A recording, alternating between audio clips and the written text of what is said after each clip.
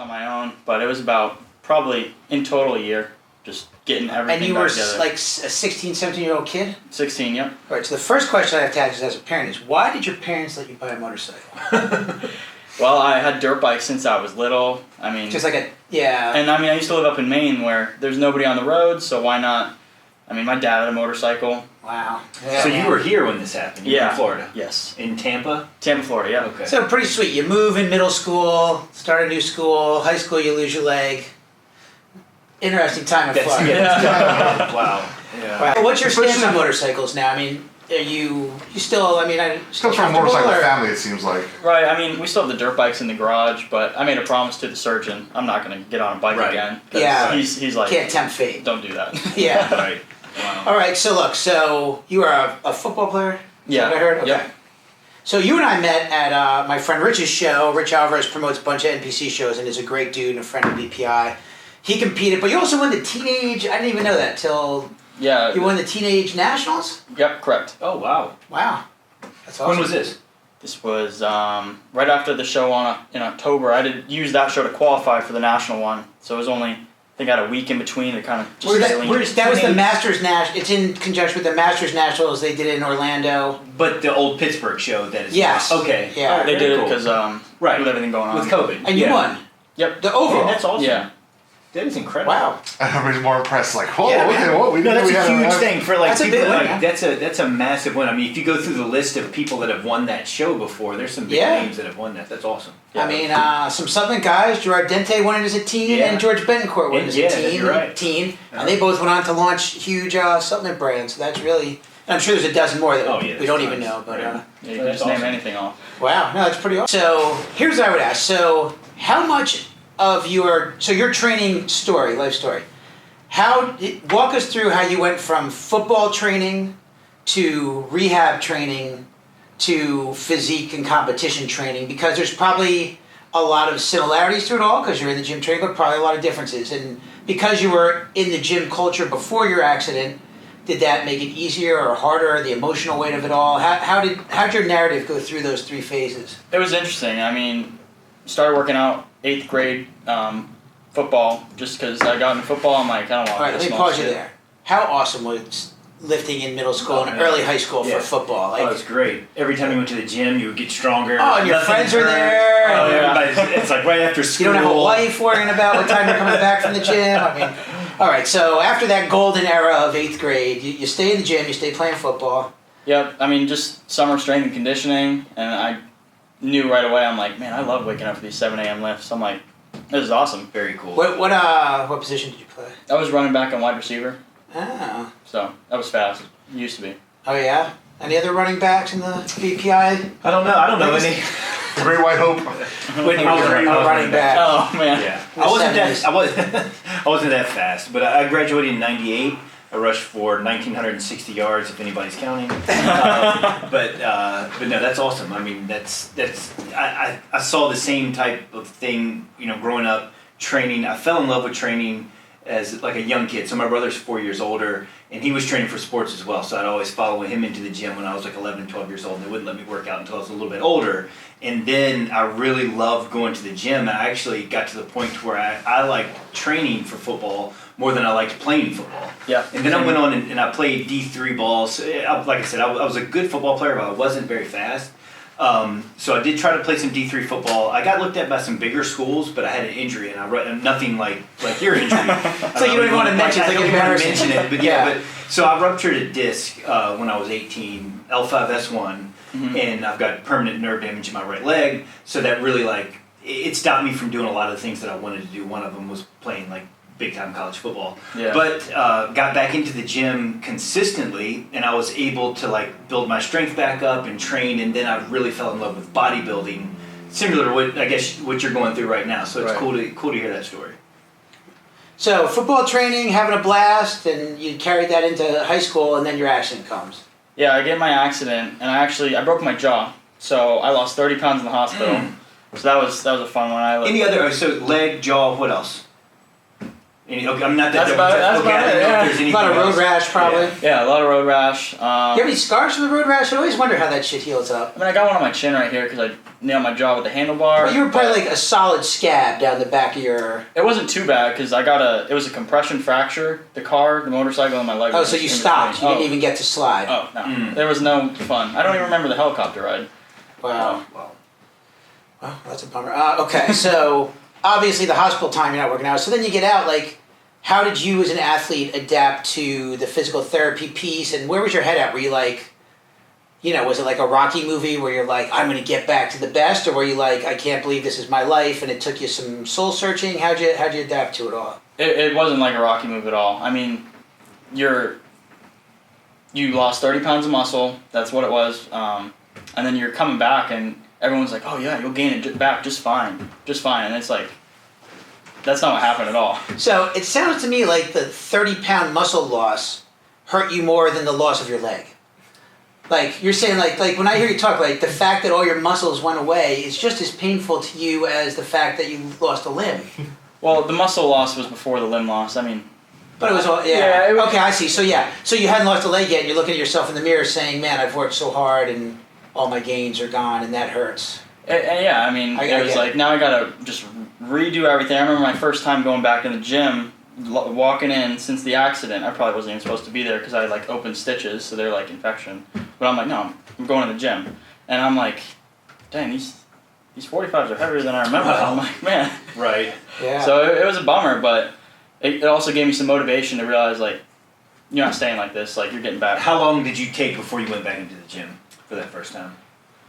They wouldn't really allow me to do it until, I'd say probably, it was just surgery after surgery. Mm-hmm. They'd do a surgery, let me rest, and then do another surgery. So it was just back to back to back. And they wouldn't let me go in for, I'd probably say, they let me out of the hospital, and then 3 months' time, it was just sitting at home doing nothing. Dude, that was a fascinating story. Wow. So, how long after the accident did you decide to lose the leg? And I know it was your decision, is what I heard, right? Yeah, so it was my decision to amputate it because it ended up being that it was breaking every step that I was taking. It looked like a spider web, he said, when he amputated it. So after the accident, it was about almost 2 years that it was just walking in pain, trying to get it to heal again. Okay. And it ended up being that it was just dead bone. And then you got it taken off. Well, I got it taken off. How long after the accident did you decide to get it off? That's what I'm trying to That was 2 years around. That was 2 years.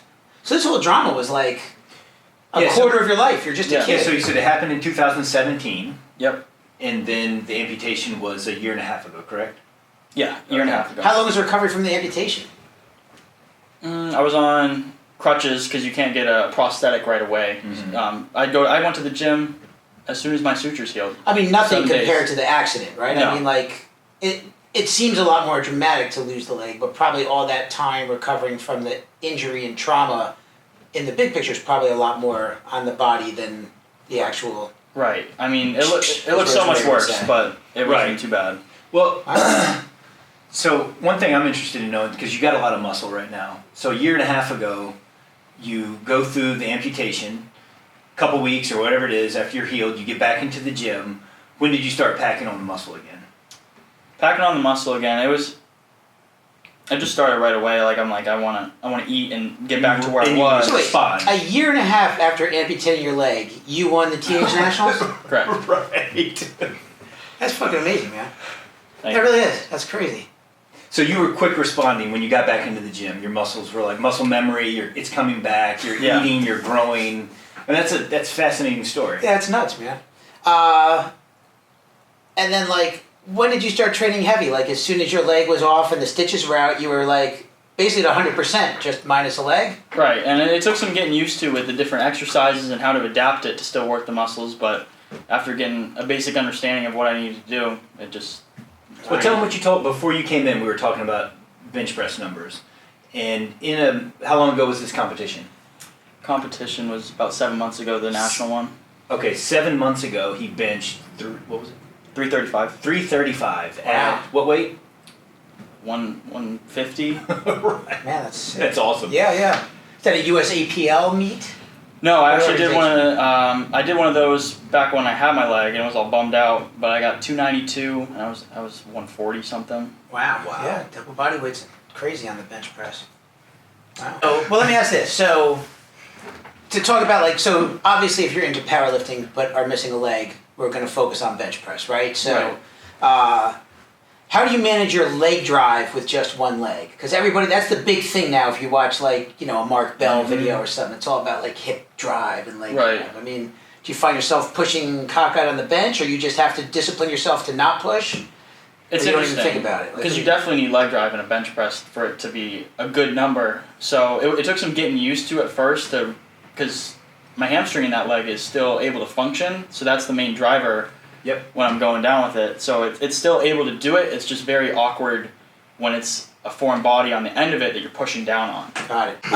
All right, so we'll pick it up right there. So when you're training for a bench, what supplements do you use? What are things that you find helps you? And let me ask this one too. Do you find the energy from a pre-workout helps you in a meet, or do you find the energy from a pre-workout you don't need it at a meet because you're already amped up? What do you stack together?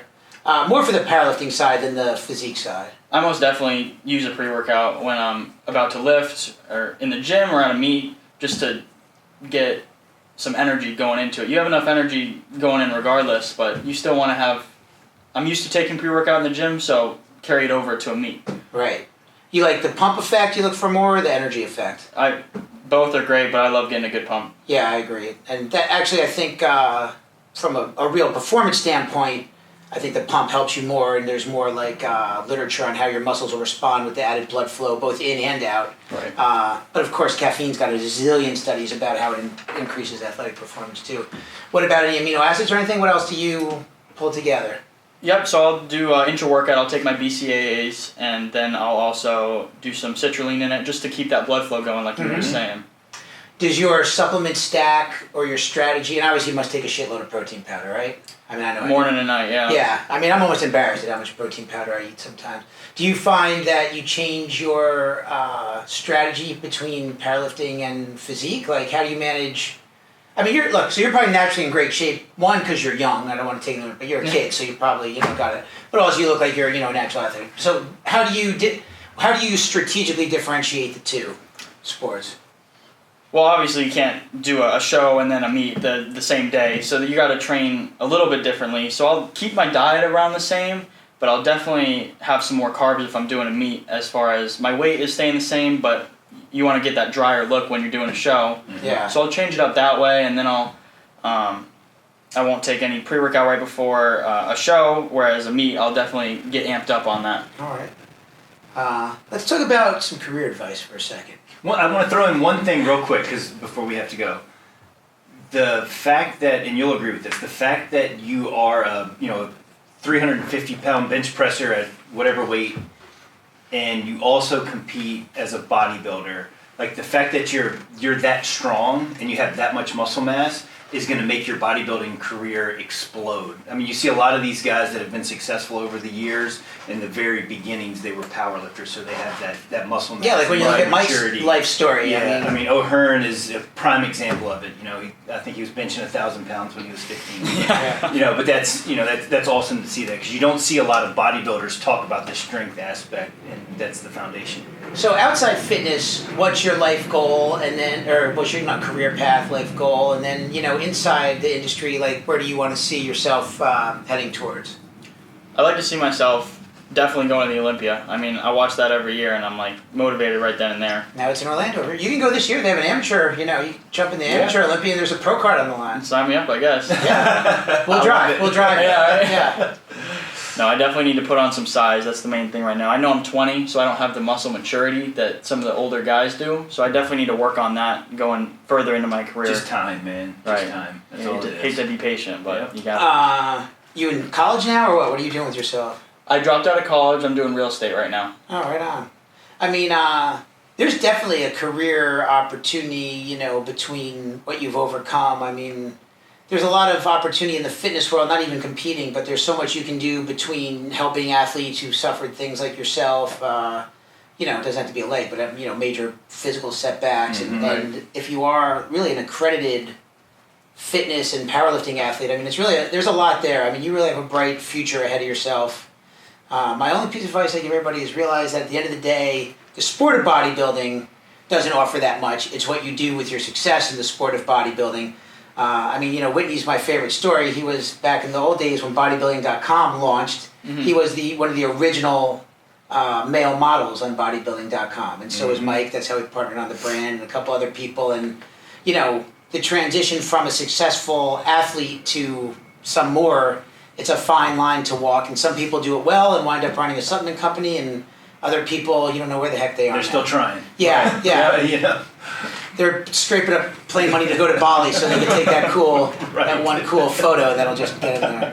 But no, I mean, dude, it's a great story, and I mean, the really best part about your story is you're only in like the early chapters, so you're really impressive. I mean, you do. When I saw you at Rich's show, I was like, this kid obviously on stage looking as good as you do with prosthetic. You say this is a special thing. I hope he's a nice guy. Let's see if his philosophy is as pleasing as the package he brings, and you certainly are. I mean, you seem like a great kid, and you have a lot of drive and everything. So we're glad you came in, and we're glad to have you part of the BPI ecosystem. Oh, I like that. That's our new word. Hashtag BPI Eco. All right, guys, thank you so much.